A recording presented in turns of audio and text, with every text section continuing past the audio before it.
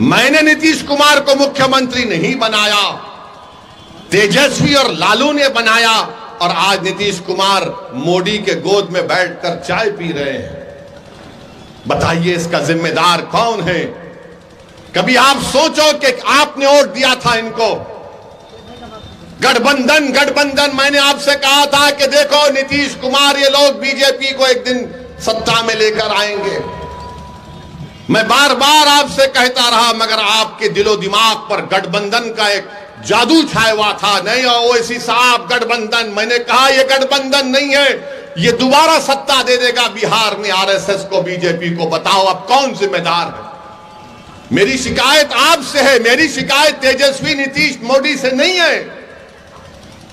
मैं आपको अपना समझकर, अपना बेटा समझकर, अपना भाई समझकर, अगर मैं गलत कह रहा हूं तो मुझे माफ कर दो। मैं आपसे शिकायत करने आया हूं।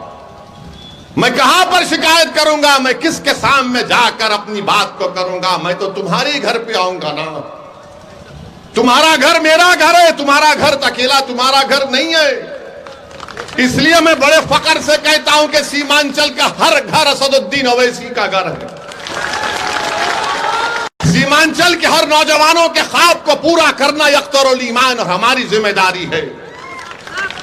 इसीलिए मैं अपनी शिकायत तुम्हारे सामने रख रहा हूं। सोचो आज मेरी इन बातों को, अगर इसमें सच्चाई है तो हमारा साथ दो, अगर तुम समझते हो ये झूठ बोल रहा है तो ठीक है।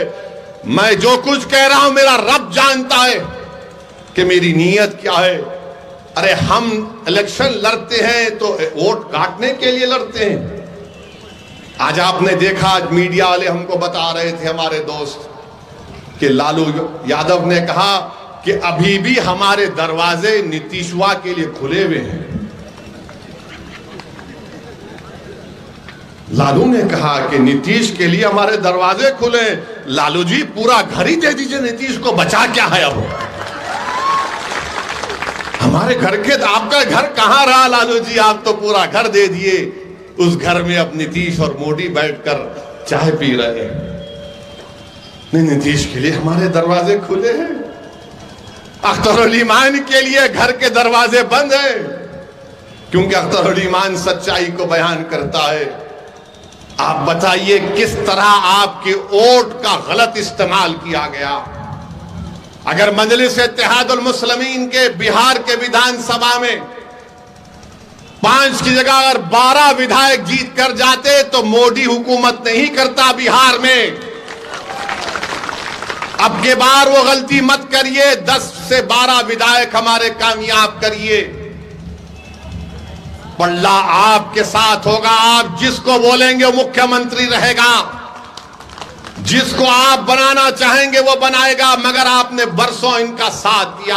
अरे कितने साल, कितने 12-14 साल राजद की सरकार, अख्तर भाई 15 साल,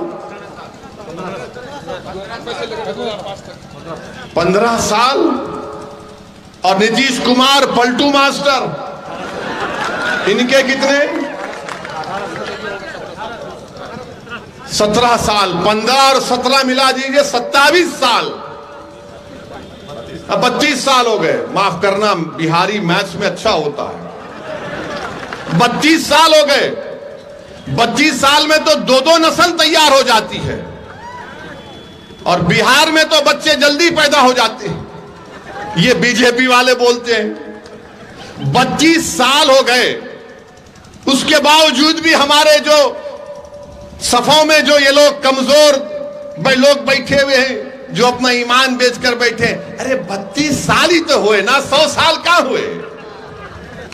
32 साल में कितने घर बर्बाद हो गए।